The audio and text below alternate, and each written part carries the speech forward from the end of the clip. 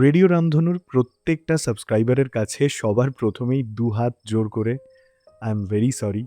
তার কারণ অহনা ভট্টাচার্যর কলমে দীপ আর পারমিতার গল্প আবার বন্ধু হবের দ্বিতীয় পর্ব দিতে আমাদের বেশ কিছুটা সময় লেগে গেল। কিন্তু আশা করি তোমাদের আবার বন্ধু হবের এই দ্বিতীয় পর্ব ভীষণ ভালো লাগবে। ওয়েল, আমি ঋত্বিক আছি তোমার সঙ্গে, আর তোমরা শুনছো রেডিও রামধনুতে আমাদের আজকের গল্প অহনা ভট্টাচার্যর কলমে আবার বন্ধু হবের দ্বিতীয় পর্ব। শুনতে থাকো আবার বন্ধু হবের দ্বিতীয় পর্ব।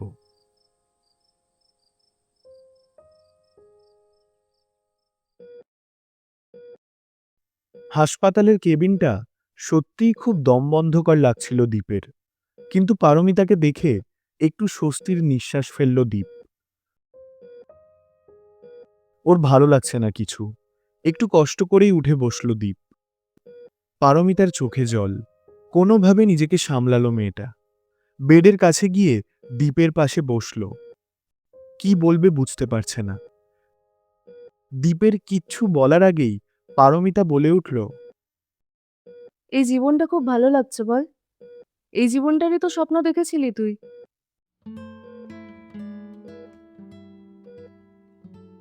স্বপ্ন? স্বপ্ন তো আমি কোনোদিনও দেখিনি পারমিতা। আমার যত স্বপ্ন সব তো তোরই আমার হয়ে দেখার কথা ছিল।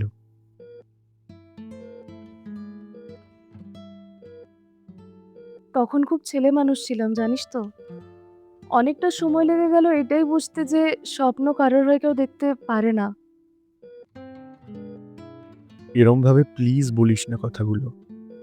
আমার নিজেকে নতুন করে অপরাধী মনে হয় প্রত্যেকবার। তুই এতটা দায়িত্বজ্ঞানহীন হতে পারলি? কারোর কথা ভাবলি না? তুই কি ছিলি তোর মনে পড়ে দীপ? তুই কি হতে পারতিস সেটা তুই বুঝিস? নিজের জীবনটাকে এইভাবেও নষ্ট করা যায়? ঠিক তখনই হঠাৎ করে কেবিনে দীপ্তদা ঢুকে এলো। দীপ, কেমন আছিস এখন? হ্যাঁ দীপ্তদা, এখন অনেকটা বেটার, বেশ ভালোই আছি। এত করে বললাম, কুসঙ্গ থেকে বেরিয়ে আসতে পারলি না? নিজের জীবনটাকে নিজের হাতে নষ্ট করতে ভালো লাগছে? দীপ কিছু বলার আগেই পারমিতা বলে উঠল, নষ্ট করতে মানে? নষ্ট হয়ে গেছে অলরেডি। তুমি ওকে এত সিম্প্যাথি দিয়ে কথা বলছো কেন? ও যা করেছে নিজের ইচ্ছেতে করেছে। কি অবস্থা করেছে নিজের দেখেছো?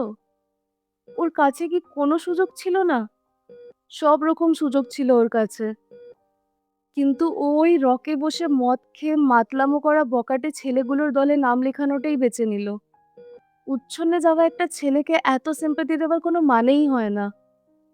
হ্যাঁ ঠিকই বলেছিস। আসলে আমি বরাবরই খুব খারাপ, ওয়ার্থলেস। আমি প্রত্যেকবারই ভাবি সবকিছু ঠিক করে দেব, কিন্তু কিচ্ছু ঠিক করতে পারি না, কিচ্ছু না। একদম মুখে মুখে কথা বলবি না। আচ্ছা, এখন চুপ কর তোরা। এটা একটা হসপিটাল। কিছু খেয়েছিস দীপ? না, কিছু সেরকম। দীপ্তদা, তুমি বসো, আমি ওর খাবারটা নিয়ে আসছি। হ্যাঁ, নিয়ে আয়। পারমিতা কেবিন থেকে বেরিয়ে গেলে দীপ্তদা ওই চেয়ারটাতেই গিয়ে বসল। খারাপ লাগছে কথাগুলো শুনে? খারাপ? না, খারাপ লাগছে না। ঠিকই তো বলেছে ও। মেয়েটা কতটা কষ্ট পেয়েছে বুঝতে পারছিস? আমি কোনোদিনই খুব একটা ভালো বন্ধু হতে পারিনি, তাই না দীপ্তদা? দীপের প্রশ্নটা শুনে এক প্রকার চুপ করে রইল দীপ্তদা। এর মধ্যেই পারমিতা খাবারটা নিয়ে এলো। দীপ্তদা, ওর খাবারটা নিয়ে এসেছি। হ্যাঁ, কিন্তু ওকে তো খাইয়ে দিতে হবে। না, আমার এখন খিদে পায়নি, ইচ্ছে করছে না খেতে। একটা চড় খাবি। পারমিতা, তুই ওকে একটু খাইয়ে দে, আমি একটু আসছি। দীপের পাশে বসে পারমিতা একটু একটু করে খাইয়ে দিচ্ছে দীপকে। একটু একটু করে দে না। রাত তো অনেক হলো, তুই বাড়ি যাবি না? সেটা তোর না ভাবলেও চলবে। Paromita, I am I am sorry. Please আর রাগ করে থাকিস না। আমার জীবনটা না পুরো শেষ হয়ে গেছে, জানিস তো। আমার আর কিচ্ছু ভালো লাগে না। পালিয়ে বাঁচতে চাইছিস? এটা তো এসকেপিস্টদের মতো কথা। এত সহজে কারোর জীবন শেষ হয়ে যায় না। পালিয়ে? তাও যদি পালিয়ে বাঁচতে পারতাম। অনেক তো পালানোর চেষ্টা করলি দীপ। এবার একবার ফেস করেই দেখ না। নিজের বাস্তবটাকে ফেস করলে হয়তো সবকিছু ঠিক হয়ে যাবে। একটু কষ্ট হবে। যা যা নেশা ধরিয়েছিস, একদিনে বেরিয়ে আসা যাবে না। অনেক কষ্ট ও সাধনা লাগবে। তবে সেটা রাস্তার ধারে মদ খেয়ে উল্টে পড়ে থাকার চেয়ে অনেক বেশি সম্মানের হবে। দীপ্তদা বলেছে তোকে সুচরিতার কথা? শোন, তুই না পৃথিবীর প্রথম বা শেষ মানুষ নোস যার বিয়ে ভেঙেছে।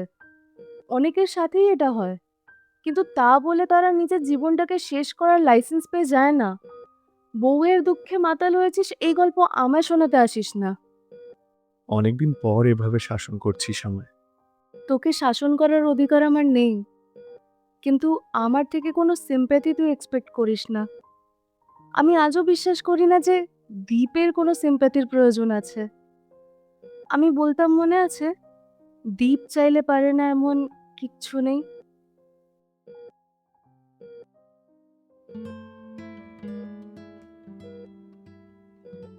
এইভাবেই তো ওকে সাহস দিত পারমিতা। আজ এই কথাগুলো শুনে দীপের নতুন করে বাঁচতে ইচ্ছে হচ্ছে।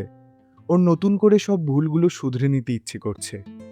কিন্তু বড্ড যে দেরি হয়ে গেছে। দীপ পারমিতার চোখের দিকে তাকিয়ে একটু হাসল।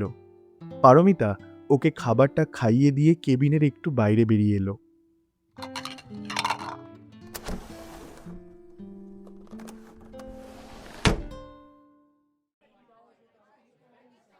দীপ্তদা, বলছি ওকে কতদিন হসপিটালে রাখবে কিছু জানো? বলছিল তো 3 দিন অবজারভেশনে রাখতে হবে। ইনজুরিগুলো শুকোতে একটু সময় লাগবে। কিন্তু ডিসচার্জ তো আগেই করে দেওয়ার কথা। আচ্ছা, বলছি যে আমি না একটা কথা ভাবছিলাম। ওকে আর্চারিটা আরেকবার শুরু করতে জোর করো না। দেখো, আমার মনে হয় ওইটাই ওর জীবন বাঁচানোর একমাত্র উপায়। এর মধ্যে আবার আর্চারি? এর মধ্যে মানে? কি হয়েছে ওর? একটা অ্যাক্সিডেন্ট? 2 দিন পর একদম ঠিক হয়ে যাবে। ও অলরেডি জীবনের কাছে হার মানতে শুরু করেছে। এখন ওই একটাই উপায়, আর্চারি। ও আর্চারির থেকে বেশি ভালো কাউকে কোনোদিনও বাসেনি। এখনো বড্ড ভালোবাসিস না ওকে? জানি না, কিন্তু আমি ওকে এরমভাবে জাস্ট দেখতে পারছি না। এত ভাবিস না, সব ঠিক হয়ে যাবে।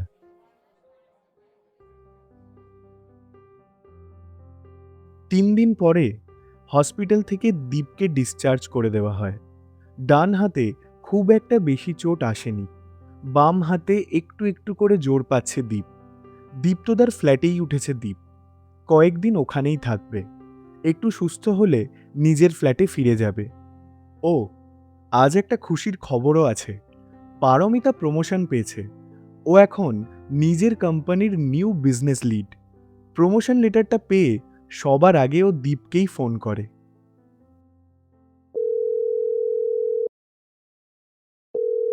হ্যালো, বল। কি করছিস তুই? আমি এই দীপ্তদার সাথে জমিয়ে ব্রেকফাস্ট করলাম। এবার এবার একটু স্নানে যাব। তুই বল। খুব মজায় আছিস দেখছি। আরে দীপ্তদা এত খাতির করছে, কি বলবো। আচ্ছা, শোন না, একটা ভালো খবর আছে। কি খবর? আমি প্রমোশন পেয়েছি। হোয়াট? That's great. আজকের লাঞ্চটা আমি নিয়ে আসছি। দীপ্তদাকে বলে দিস। চাইনিজ খাবি?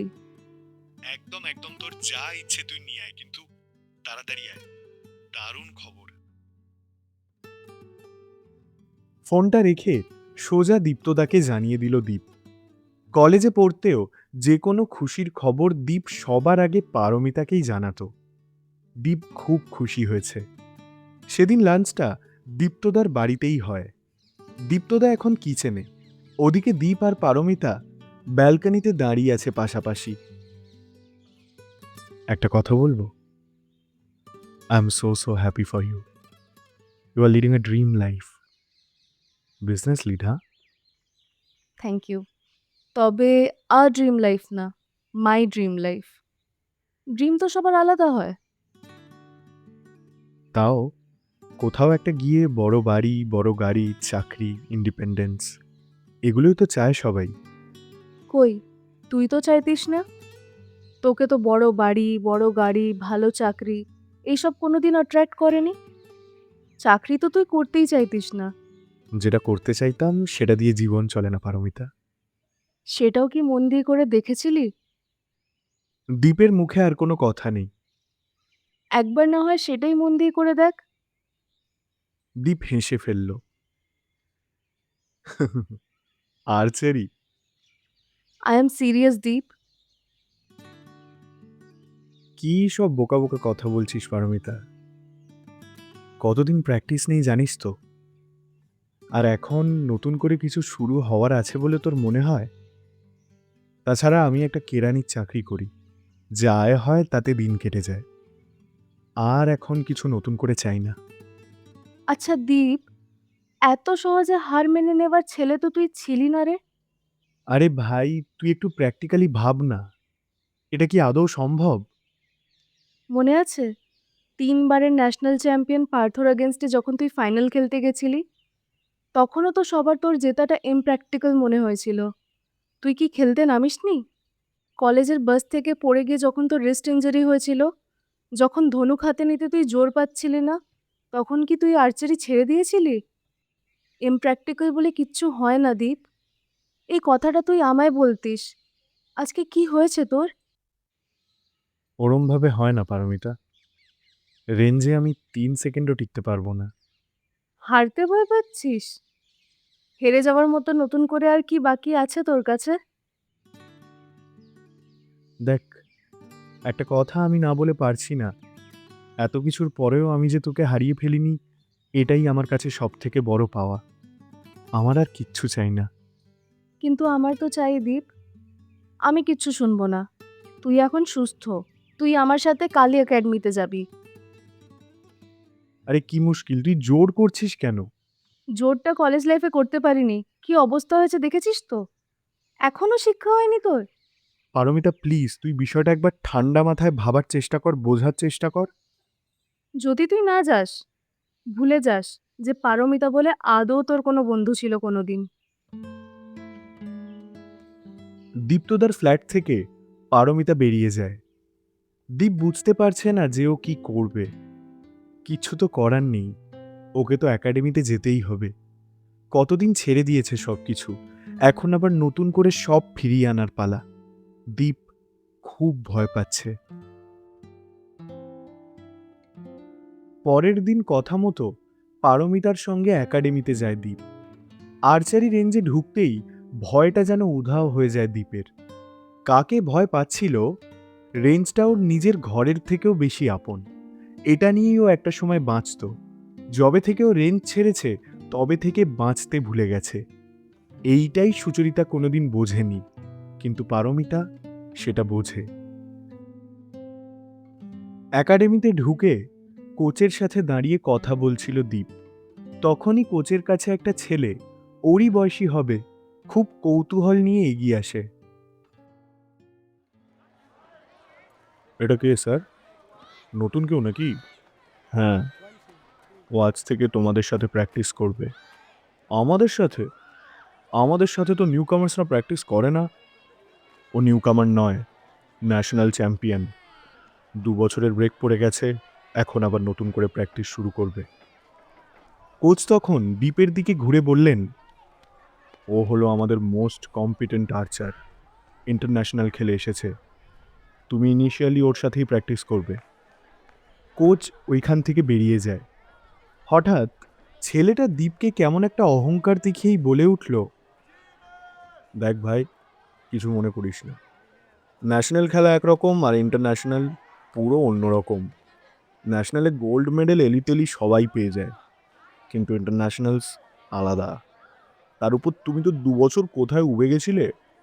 অত সহজ কিন্তু হবে না। তোমাকে বললেও আমি ব্যাপারটাকে খুব সহজভাবে নিচ্ছি।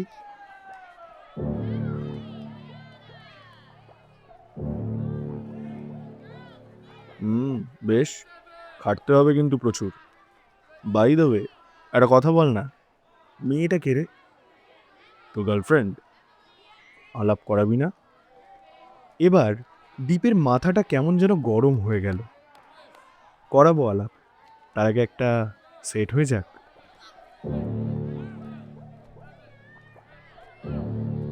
ছেলেটা অবাক হয়ে গেল।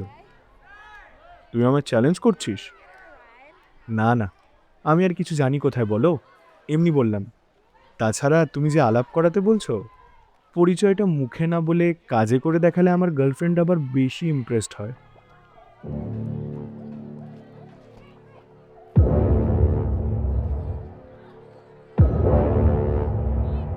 এই, সবাই রেঞ্জ খালি কর, আর ওর জন্য একটা রিকার বো নিয়ে আয়, আমি একটা সেট খেলবো।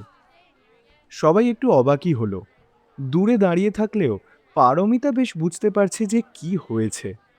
এই দ্বীপকেই তো চেনেও। সেই ন্যাশনালের কথা মনে পড়ে যাচ্ছে ওর। একটা ছেলে বোটা এনে দিল, দ্বীপ বোটা হাতে নিল। উফ, ঠিক যেন হিরো। প্রথম তীরটা ওই অহংকারী ছেলেটার হাত থেকেই বেরোলো। সোজা লাগলো 10-এ। হাততালির শেষ নেই। দ্বীপ এবার তীর নিক্ষেপ করল। লক্ষ্য ভেদ ওকে করতেই হবে। কিছুটা সময় নিল নিজেকে স্থির করতে দ্বীপ। তীর চালালো দ্বীপ। সোজা নয়, এখনো 2টো তীর বাকি। পরের তীর ওই ছেলেটা মারল সোজা 9। দ্বীপ মারল 10। কোনো আওয়াজ নেই রেঞ্জে। সবাই অবাক। মনে রাখতে হবে, দ্বীপ 2 বছর কোনো রকম প্র্যাকটিসে নেই। পরের তীরটা ওই ছেলেটা চালালো, আর তীর গিয়ে লাগলো সোজা 9-তে।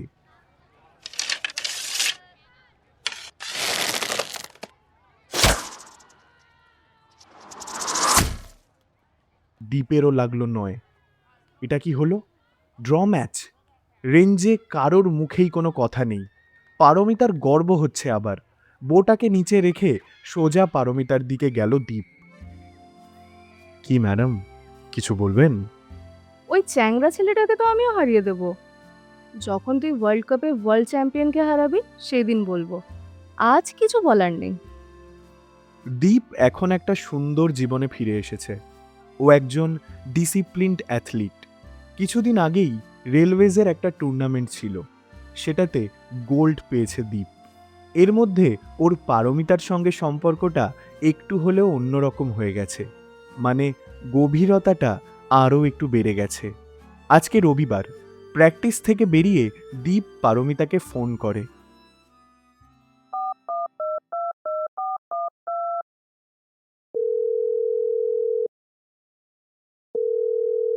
হ্যালো, শোন না, আজকে আমার প্র্যাকটিস ওভার।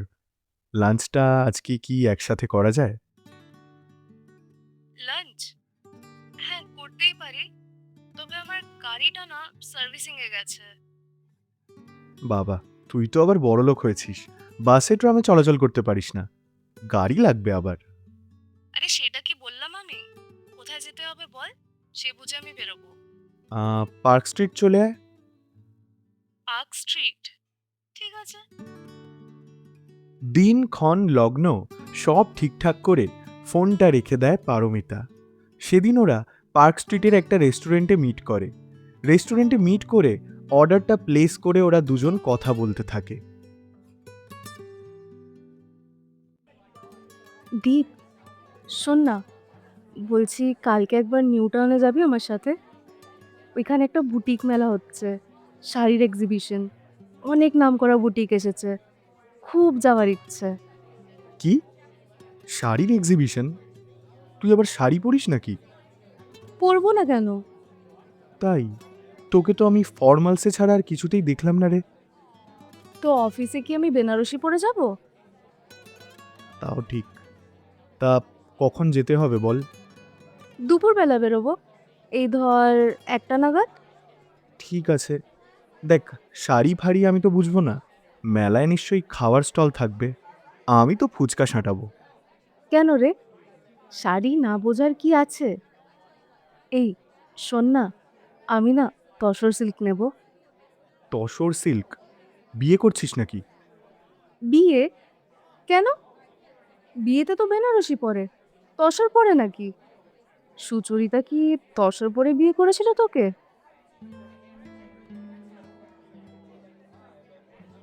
এই কথাটা বলে ফেলে পারমিতা বুঝতে পারল যে কথাটা বলা ওর উচিত হয়নি। পুরনো কথা তুলে আনার কোনো মানেই ছিল না। কি যে করে না পারমিতা। দীপ কোনো উত্তর দিল না। এই আই এম সরি, আমার বোধহয় কথাটা বলা উচিত হয়নি। না না, কোনো ব্যাপার না। আমি যখন ওকে বিয়েটা করেছিলাম তখন ভালো মন্দ কিচ্ছু বুঝতাম না রে। যা হয় তা ভালোর জন্যই হয়। আমার কোনো হার্ট ফিলিংস নেই। তাছাড়া অনেক দিন হয়ে গেছে ব্যাপারটার। ছাড় তো এসব কথা। তাহলে বউয়ের দুঃখে মাতাল হয়ে জীবনটা শেষ করতে বসেছিলি কেন? আসলে সেই সময় দাঁড়িয়ে ব্যাপারটা মেনে নিতে পারিনি। আর যতদিনে বুঝতে পেরেছি এই দুঃখের কোনো অর্থই নেই, ততদিনে নেশা ধরে গেছে। বের করে আনার মতো কেউ ছিল না জানিস। বাবাও চলে যায়। খুব খারাপ ছিল সময়টা, খুব খারাপ। তুই বোধহয় আমায় বিশ্বাস করতে পারিসনি, তাই না দীপ? কলেজে পড়তে তো আমায় সবথেকে বেশি বিশ্বাস করতিস। ইনফ্যাক্ট সুচরিতার সাথে যে তোর বিয়েটা ভেঙে গেছে, সেটাও তো আমি দীপ্তদার থেকে জানতে পারলাম। তুই তো বলিসনি। বিশ্বাস? পারমিতা, তোর থেকে বেশি বিশ্বাস আমি আজও কাউকে করি না, করতে পারি না। আসলে ছাড়, এখন এসব কথা বাদ দে। যতটা শোনার আমি শুনে নিয়েছি। এখন এসব কিছু ম্যাটার করে না, জানিস তো? শুধু একটাই জিনিস ম্যাটার করে, তোর কামব্যাক। অনেক কষ্ট করে রেঞ্জটাকে আমার জীবনে আবার ফিরে পেয়েছি পারমিতা। কামব্যাক তো আমাকে করতেই হবে। দ্যাটস লাইক দীপ।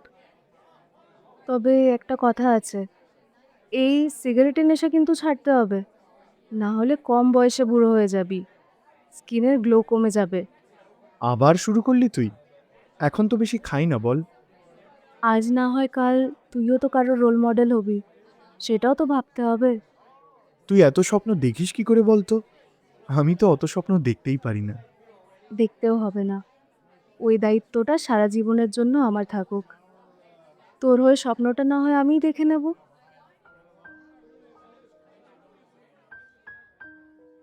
দীপ একটু নিশ্চিন্ত হলো। এটাই ওর জন্য সব থেকে বেশি ভালো। পারমিতা পাশে থাকলে অদ্ভুত একটা জোর পায় ও। যাই হোক, একটা দিন কেটে যায়। আজ তো আবার মেলা। প্র্যাকটিসের পর নিজের জার্সিটা চেঞ্জ করে সুন্দর করে তৈরি হয়ে নিয়েছে দীপ। একাডেমির বাইরে ওয়েট করছে ও। পারমিতা ওকে ওখান থেকেই পিক আপ করবে। কিছুক্ষণের মধ্যেই পারমিতা একাডেমির সামনে এসে গাড়িটা পার্ক করলো।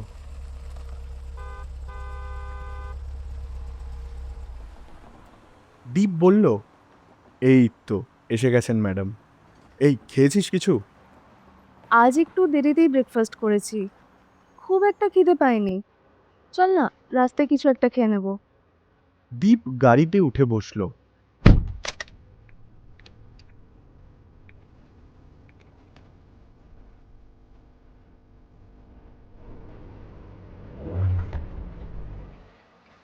মেলায় পৌঁছতে খুব একটা বেশি সময় লাগলো না ওদের। গাড়িটাকে বাইরে পার্ক করে ভেতরে ঢুকলো ওরা। এই দীপ, ওই দেখ, ঋতিকার স্টল। কার স্টল? এই ঋতিকাটা আবার কে? আরে, ঋতিকার নাম শুনিসনি? কলকাতার নামকরা বুটিক, আমি তো ইনস্টাতে দেখেছি। এক একটা শাড়ি পুরো মাস্টারপিস। চল না একবার যাই। আরে আমি কি করে জানবো? এমন করে বলছিস যেন রণবীর কাপুর। এসব কি আমার জানার কথা? আচ্ছা বাবা, ঠিক আছে, চল এখন। দুজনেই স্টলটার দিকে এগিয়ে যায়। দাদা, তসরের ওপর কি আছে একটু দেখান না। আরে ম্যাডাম, তসর দেখাবো তো, এক্ষুনি দেখাচ্ছি। একটা লাল রঙের শাড়ি খুলে সামনে ফেলল পারমিতার। কি সুন্দর কাজটা দেখ, কিন্তু খুব বেশি ব্রাইট, আমার মানাবে না বল। দাদা, অন্য কিছু আছে? আর একটা শাড়ি খুলে পারমিতার সামনে রাখলো দোকানের লোকটা। এইটা তো বেশি সুন্দর, কিন্তু রংটা আগেরটারই বেশি ভালো ছিল, তাই না? ভাই, আমায় জিজ্ঞেস করছিস? ভাই, তোর যা ভালো লাগে তুই কর। আরও ৫-৬খানা শাড়ি খুলে ফেলল লোকটা, কিন্তু যা হয়, পারমিতা কোনটা নেবে বুঝতেই পারছে না। দাদা, দাদা প্লিজ, আপনি আর দয়া করে বের করবেন না, না হলে একজন এইখানেই সকাল থেকে রাত কাটিয়ে দেবে। এই, তুই চুপ কর। দাদা, এগুলো কিরকম প্রাইস? এইগুলো? আরে ম্যাডাম, এগুলো খুব কম রেঞ্জের, ওই ১২-এর কাছাকাছি আছে। দীপ একটু অবাক হলো, তারপর আস্তে করে পারমিতার কানের কাছে গিয়ে বলল, এই ১২০০ না ১২,০০০? 1000। কি? এটা কি সোনা দিয়ে তৈরি নাকি? চুপ কর। কি স্যার, ভালো লেগেছে তো আমাদের কালেকশন? ম্যাডামকে কিন্তু দারুণ লাগবে শাড়িটা পরলে। দীপ কিছু একটা বলতে গেল, কিন্তু তার আগেই পারমিতা দীপের হাতটা ধরে বলে উঠল, দাদা, আমি এটা নেব, প্লিজ একটু বিলটা করে দেবেন। একদম good choice, very good choice. শাড়ির প্যাকেট হাতে নিয়ে স্টল থেকে বেরোলো ওরা। পারমিতার হাসি থামছে না। এ কি, হাসছিস কেন তুই এত? লোকটা তোকে আমার বউ মনে করলো নাকি? আরে আমি জানি না ভাই, ছাড় না। এখনো হেসে যাচ্ছে পারমিতা। চল আমরা ওদিকটা গিয়ে দেখি কি কি আছে। চারিদিকে প্রচুর দোকান, বেশ সুন্দর মেলাটা। একটা খাওয়ার স্টলের সামনে দাঁড়িয়ে ফিশ ফ্রাই খাচ্ছিল ওরা। তখন দীপ বলে ওঠে, এই একটু দাঁড়া, আমি জলের বোতলটা গাড়িতে রেখে এসছি, নিয়ে আসছি। ফিশ ফ্রাইটা শেষ করে পারমিতা দীপের জন্য অপেক্ষা করছে। কিছুক্ষণ পরে দীপ ফিরে এলো, হাতে জলের বোতলটা নিয়ে। মেলাটা ঘুরে শেষ করতে প্রায় সন্ধে ৫টা। চল রে, এবার বেরোতে হবে, না হলে দেরি হয়ে যাবে। হ্যাঁ চল বেরোই। মেলা থেকে বেরিয়ে গাড়িতে ঢুকতে যাবে পারমিতা, তখন পেছন থেকে হাতে টান পড়ল ওর। পারো, একবার ব্যাকসিটে আসবি? একটা কথা আছে। কি হলো? আয় না।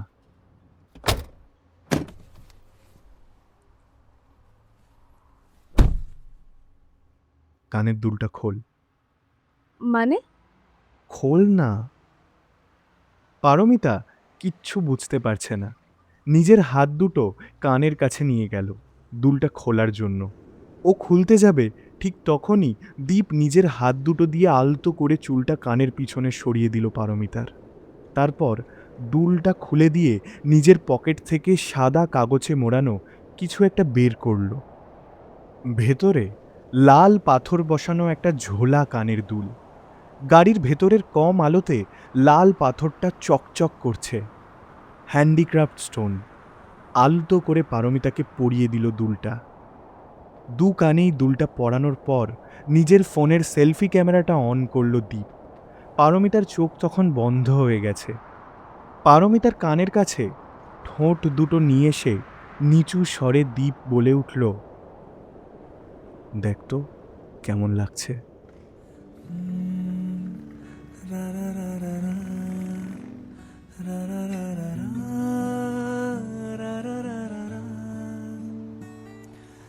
তোমাকে ভালো লেগেছে, তোমাকে ভালো লেগেছে, তাই তোমার দালান জুড়ে আঁকলাম এক নদী ভরা স্নান। তোমাকে মনে ধরেছে, তাই পুরনো খাতায় লিখে রাখলাম নতুন প্রেমের গান।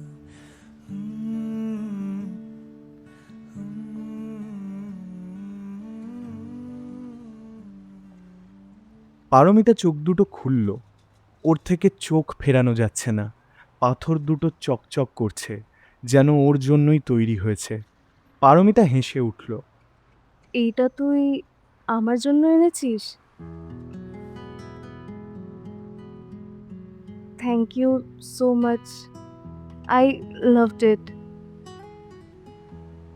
পারমিতা দীপকে জড়িয়ে ধরল, কিন্তু কিছুক্ষণ পর হঠাৎ সম্বিত ফিরে পেয়ে একটু অপ্রস্তুতি হয়ে পড়ল পারমিতা।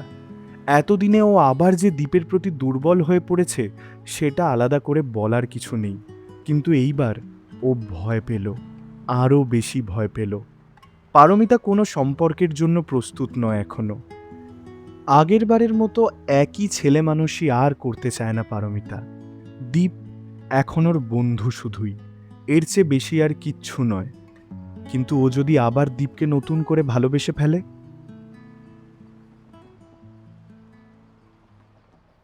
কিরে, কিছু তো বল। হ্যাঁ খানিকটা আঁতকে উঠল পারমিতা। হ্যাঁ, খুব সুন্দর হয়েছে।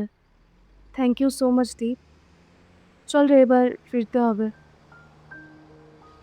আর কি বা বলবে পারমিতা, এর চেয়ে বেশি ওর যে কিছু বলার নেই আর। বেশ, চল।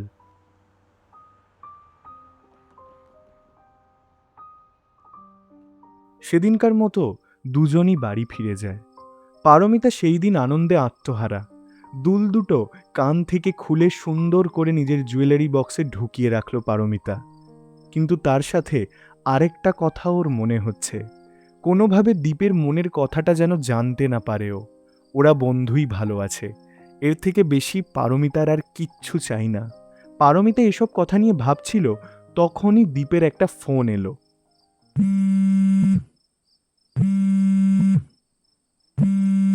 শোন না, একটা খবর আছে। কি খবর? 3 মাস পর এশিয়ান চ্যাম্পিয়নশিপের ট্রায়ালস আছে। আমার লিভটাও অ্যাপ্রুভ হয়ে গেছে। আমি পরের মাসে বোধহয় জামশেদপুর চলে যাব। বোধহয় না, যাব। That's great. এই বলে পারমিতা রিয়েলাইজ করলো যে দীপ চলে যাবে। কিন্তু পারমিতা খুব খুশি, এই দিনটার জন্যই তো অপেক্ষা করছিল ও। কেমন লাগছে এখন? একটু ভয় করছে, কিন্তু ঠিক আছে, হয়ে যাবে। ভয়ের আর কি আছে? বেরোচ্ছিস কবে? এখনো ঠিক নেই। কি রে, তুই খুশি নোস? আসলে তোকে ছেড়ে যেতে ইচ্ছে করছে না। ন্যাকামিটা না কম কর। এখন কোনো কিছু নিয়ে ভাবিস না, শুধু খেলাটা নিয়ে ভাব। Everything will fall in place.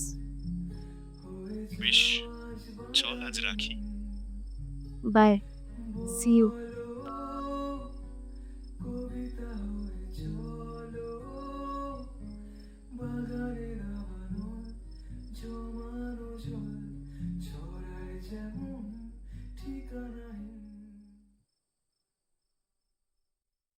আমাদের গল্পের হিরো কিনা ইন্টারন্যাশনাল খেলবে, ভাবা যায়। আপাতত ট্রায়ালসটা খুব ভাইটাল। দীপের থেকে বেশি এক্সাইটেড আবার পারমিতা। এবার ফাটিয়ে খেলতে হবে দীপকে। পারমিতা যেটা সবসময় বলে, জেতাটা ইম্পর্টেন্ট নয়, লেগে থাকাটা ইম্পর্টেন্ট। আর দীপ যখন একবার রেঞ্জে ফিরেছে, ওকে কেউ আটকাতে পারবে বলে তো মনে হয় না। যাই হোক, দেখা যাক এরপর কি হয়।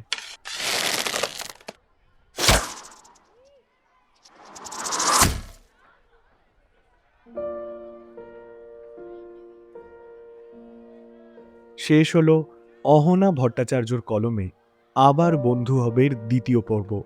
কেমন লাগলো দ্বিতীয় পর্ব কমেন্ট করে জানাতে ভুলো না। আর আমরা খুব তাড়াতাড়ি অন্তিম পর্ব নিয়ে আসছি তোমাদের কাছে। টিল দেন, ভালো থেকো, শুনতে থেকো রেডিও রামধনু।